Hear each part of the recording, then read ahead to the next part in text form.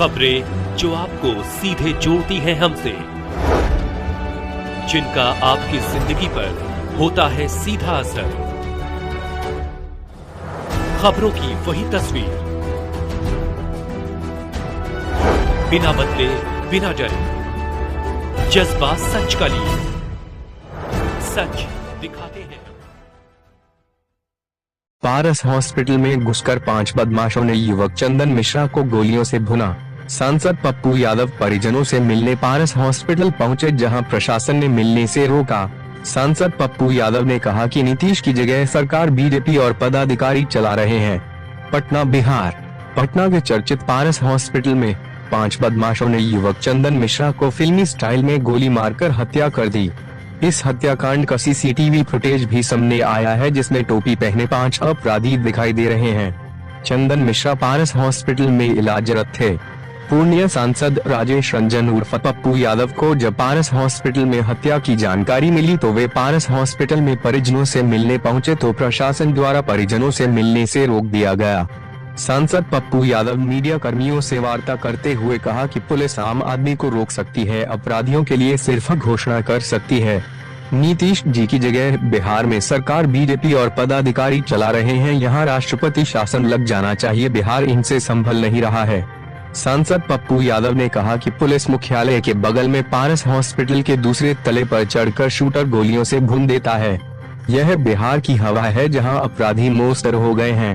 Bharat TV 24 के bureau chief Ajay Gupta. Patna के पारस hospital से सांसद पप्पू यादव को प्रशासन द्वारा परिजनों से मिलने से रोकने की तस्वीर के साथ इस हत्याकांड को लेकर मीडिया कर्मियों से क्या कुछ कहा, हम आपको उनके बेबाक आवाज से अवगत कराते हैं। पटना के पारस हॉस्पिटल से लौटकर ब्यूरो चीफ अजय गुप्ता की रिपोर्ट। के बाद डॉक्टर पर क्या बच गया? कुछ बच गया है? अस्पताल में गोली मार देना, कुछ बच गया है? बिहार के 13 करोड़ लोगों के जीवन पर हमला।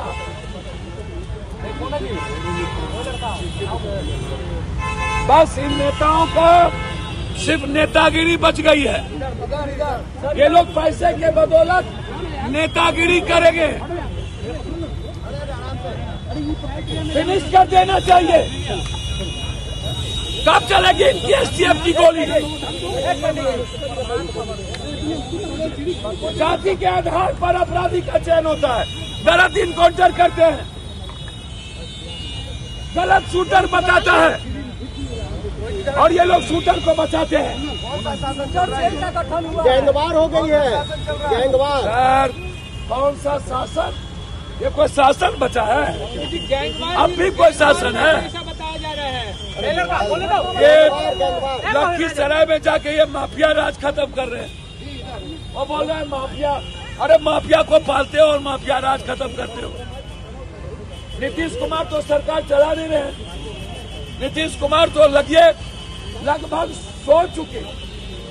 अब ये सरकार चला रही है बीजेपी और हेडक्वार्टर के पदाधिकारी। अभी मैं गवर्नर हाउस जा रहा हूँ, गवर्नर साहब मुझे बुला है।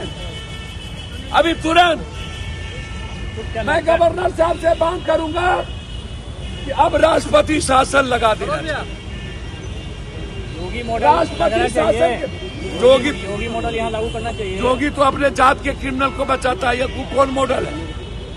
जोगी का मॉडल है पॉलिटिकल मॉडल। शूट आउट होनी चाहिए यहाँ। सर, कोई अपराधी ना बचे, मिटा देना चाहिए। कि अजीत अंजुम पर एफआईआर डेमोक्रेसी के लिए खतरा है, लोकतांत्रिक मूल्यों के लिए खतरा है। इसीलिए आप लिखें कि अजीत अंजुम जी पर किसी भी कीमत पर इतने वरिष्ठ पत्रकार जो इस चुनाव आयोग की गलती को दिखा रहा हो और उसके बाद उस पर इस तरह की ज्यादती या लोकतंत्र के चौथे स्तंभ पर हमला है। इसलिए अजीत अंजुम पर से केस वापस लिया जाए और वहां के डीएम की पूरी जांच की जाए। सर, प्रमुख नेता हैं आप विपक्ष के, लगातार आप सवाल उठाते रहे हैं, अब क्या कुछ करेंगे सर? मैं अभी अजीत अंजुम जी और अपराध के मुद्दों को लेकर के हम लोग, हमारे प्रभारी लारू जी ने आदेश किया है कि हम लोग हेडक्वार्टर की ओर बढ़ेंगे। उसके बाद हम रमाकांत जी और पटना के कई मर्डर, चाहे वो मेहता जी हो, चाहे वो मिश्रा जी हो, मोटरसाइकिल गैरेज हो, चाहे बैंक वाल को मार के फेंक दिया गया हो, इन सारे मुद्दों को लेकर के मैंने हाजीपुर की एक बच्ची के साथ बलात्कार करके मार दिया गया। तो हम सारे घटना को लेकर के हमने राष्ट्रपति शासन की मांग की है।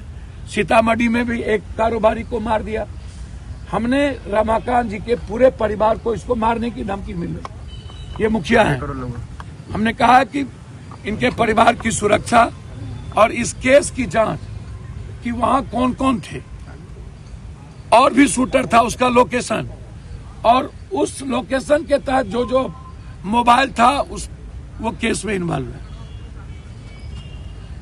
और वो पैसा के चलते मर्डर नहीं है, बालू माफियाओं ने पैसा दे करके रमाकांत की हत्या कर। रमाकांत जी पर कोई केस नहीं था और अंतिम कील साबित कर दिया पारस। अब पारस के बाद कुछ नहीं बचता और नीतीश कुमार जी का शासन है नहीं, इसलिए हम हाथ जोड़ करके हम बिहार में राष्ट्रपति शासन चाहते हैं। सर, ललन सिंह जी की मटन पार्टी को लेकर खूब सियासत। 9 हत्या तो हो चुकी थी वकील साहब। रमाकांत जी की हत्या में बालू माफिया का हाथ है, उसको निपापोती करने जा रही है। बालू माफिया के परिवार जाके मिले, उसको निपापोती को एक बड़ा उप मुख्यमंत्री का फोन चला गया। एक शूटर नहीं है, वहां 5-5 मोबाइल लोकेशन है और उसको किस किस का फोन आया, मैंने वो डिमांड किया। ये मुखिया जी उनके बेटे हैं, उस परिवार की सुरक्षा का मांग किया। हाजीपुर में बेटी के बलात्कार के साथ करके मार दिया। अजीत अंजुम जी पर जो केस किया, ये डेमोक्रेसी के लिए और चौथे स्तंभ के लिए, स्वतंत्रता के लिए खतरा है। मैंने ये सवाल उठाया, बहुत क्लियर, और आज अंतिम कील साबित हो गया। अब क्या बचा? 11 फोर्स उसके साथ, और यह कह देना वो भी अपराधी थे, तो अपराधी को अपराधी से मरवाइएगा। पारस में सारे बच्चे और सारी बहनें डर गई, कुछ बचा है? नीतीश कुमार जी की सरकार है नहीं, नीतीश कुमार जी बिल्कुल अस्वस्थ हो चुके हैं। नीतीश कुमार जी होते थी, उम्मीद भी थी। अब पदाधिकारी और नीतीश कुमार जी का जो शैडो है बीजेपी के साथ, और बीजेपी की सरकार चल रही है। पूरा अपराधी को नंगा आजादी दे दी गई। बिहार के 13 करोड़ लोग सुरक्षित नहीं है, इसीलिए हम अजीत अंजुम जी और रमाकांत जी की सीबीआई इंक्वायरी, खेमका जी का मर्डर सीबीआई इंक्वायरी, 9 के बाद पारस की अंतिम कील साबित हो गई कि अब कोई बिहार में सुरक्षित नहीं, इसलिए राष्ट्रपति शासन। और अस्पताल प्रशासन को कह रहे हैं कि उसकी जिम्मेदारी थी, कैसे मरीज को रखना है, क्या ये देखना चाहिए? हद हो गया। जब आए और पिस्टल लेके ढूक गए, जब फोर्स नहीं रोक पाई तो पारस अस्पताल पर मोड़ देना, और हमको रोक दिया गया भीतर जाने से। हमको तो डर लगता, अब हमको भी न मरवा दे लो। 125 यूनिट बिजली फ्री दे रहे हैं मुख्यमंत्री। अब नहीं बचेगा। और चुनाव में उसके पहले भी ढेर चीज फ्री दिए थे। चुनाव घोषणा पहले ही अमित भाई कह चुके हैं जुमला होता है, ये सब जुमला है। बिहार का 13 करोड़ को जब मरवाइए दीजिएगा और सब पलायन कर जाएगा बिहार से, तो ये 125 यूनिट किसको देंगे?